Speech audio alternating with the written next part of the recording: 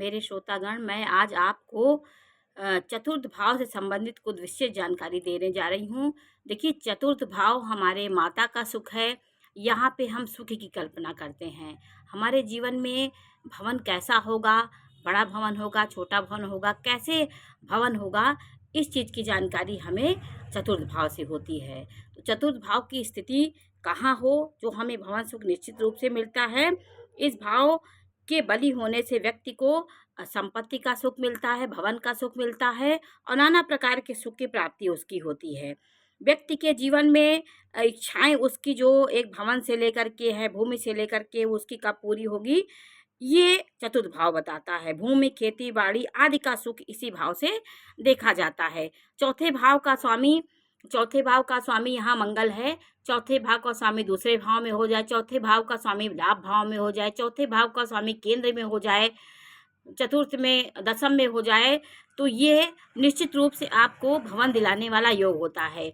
चतुर्थ का स्वामी दूसरे में होगा तो आपको निश्चित रूप से भवन, भूमि, जायदाद की प्राप्ति होती है। दूसरे और एकादश भाव में चतुर्थ का स्वामी होने से आपको भवन का सुख मिलता है। यहाँ पे पैतृक संपत्ति देखी जाती है, यहाँ पे धन देखा जाता है। तो सुख का भाव में धन में जाएगा तो धन आपको प्राप्त हो सकता है और जीवन में आपको जमीन जायदाद का निश्चित रूप से प्राप्ति होती है। आपके चतुर्थ भाव के स्वामी को शुभ ग्रह देख रहे हों, जैसे यहाँ चतुर्थ भाव का स्वामी कोई हो सकता है, कहीं बैठ के उसको बृहस्पति देखते हों, शुक्र देखते हों, तो यह योग आपको निश्चित रूप से भवन की प्राप्ति दिलाता है। जैसे इसमें शुक्र देखिए, दसम भाव का स्वामी शुक्र यहाँ बैठा है और लग्न का स्वामी सुख भाव में बैठा है और सुख भाव का स्वामी परमोच्च होकर के बैठा है। तो यह योग आपको निश्चित रूप से भवन सुख दिलाता है। बलवान सूर्य यदि चौथे भाव में हो, जैसे यहाँ पे चौथे भाव में सूर्य बलवान हो, 1 नंबर में हो या 5 नंबर की राशि में हो, उसको शुभ ग्रह देख रहे हों, तो इन स्थिति में निश्चित रूप से आपका भवन 24 वर्ष के अंदर आपको भवन सुख मिलता है। चाहे आप जन्म से ही किसी भवन में रह रहे हो और जीवन पर्यंत वो भवन का सुख आपको मिलेगा, या माता पिता के द्वारा बनाया गया हो, या संपत्ति के द्वारा मिला हो, या पैतृक संपत्ति के द्वारा मिला हो, तो ये सुख आपके जीवन में निरंतर भवन सुख आपको होता रहता है। और सूर्य यदि सूर्य यदि दिग्बल अपने ग्रह में हो, स्वराशि का हो, चतुर्थ भाव में मंगल उच्च का हो, तो निश्चित रूप से आप 45-40 वर्ष में अच्छे भवन की प्राप्ति करते हैं। चतुर्थ भाव का स्वामी चौथे भाव में बैठा हो तो यह बहुत शुभ स्थिति है।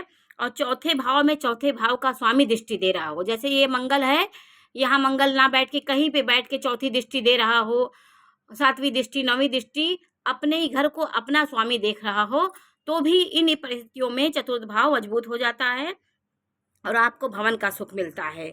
चर राशियों में चौथे भाव का स्वामी हो तो भी जमीन जायदाद आपको मिलता है। जैसे आपका स्वामी चर राशि में हो, जैसे यहाँ पे 1 नंबर की राशि है तो इसका स्वामी 7 में बैठा हो, चर राशि में ही बैठा हो, 7 में, 10 में, 4 में बैठा हो, तो भी भवन सुख आपको मिलता है।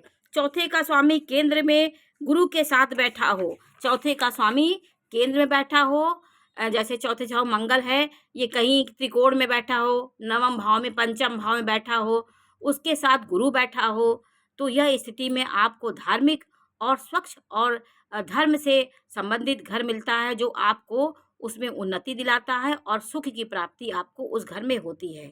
चतुर्थ का स्वामी दसम में बैठा हो और दसम का स्वामी चतुर्थ में बैठा हो, तो ये भी स्थिति बहुत अच्छी होती है, ये भी आपको भवन सुख का दिलाती है।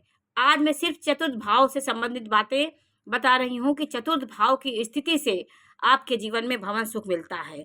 चौथे भाव का स्वामी मंगल उच्च का मूल त्रिकोण राशि में बैठा हो, शुभ ग्रह से दृष्ट हो, तो आपको बड़े भवन का सुख मिलता है। जैसे यहाँ पे मंगल चतुर्थ भाव का स्वामी है और उच्च होकर के लग्न में बैठा है, तो आप अपने पैतृक संपत्ति से स्व अर्जित अपने से ही अपना धन भवन बना सकते हैं, भवन निर्माण करते हैं, ये आपके लिए शुभ स्थिति है। यहाँ पे शनि का बैठना, राहु का बैठना, ये आपको भवन सुख में कमी लाता है। भवन होने के बाद भी आप किसी कारणवश किराए के मकान में रहेंगे, सब कुछ होते हुए भी आपको उस भवन का सुख नहीं मिलता है। पापी ग्रह की दृष्टि हो, पापी ग्रह यहाँ बैठे हों, तो इन स्थितियों में ऐसा होता है। लग्न दूसरे भाव का स्वामी 11वें भाव में है और लग्न में बैठा हो तो विरासत में आपको ज़मीन मिलती है। जैसे लग्न का स्वामी दूसरे भाव में बैठा हो और चौथे का स्वामी नवम भाव में बैठा हो। जैसे ये चौथे का स्वामी मंगल है, ये नवम भाव में बैठे हो,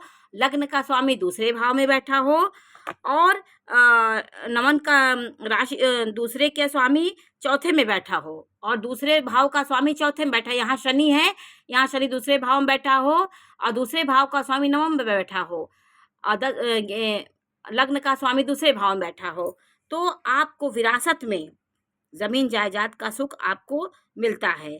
जीवन में आप ज़मीन के मामले में आप कभी कमज़ोर नहीं रहेंगे। लग्नेश दूसरे भाव में बैठा हो, लग्न का स्वामी जैसे यहाँ मंगल दूसरे भाव में बैठा हो, 11वें का स्वामी लग्न में बैठा हो, तो यह विरासत में आपको ज़मीन जायदाद मिलती है।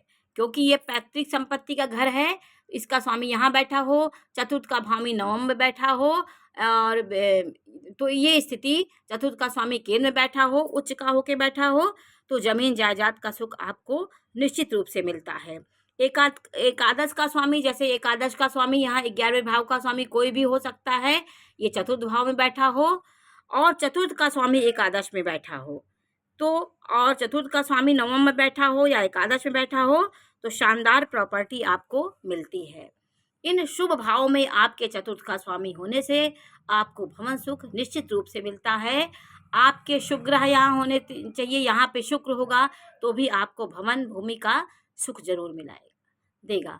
तो आज मैंने आपको भूमि भवन सुख के बारे में जानकारी दी। ये भाव की बली स्थिति चतुर्थ भाव से हम इनका विचार करते हैं।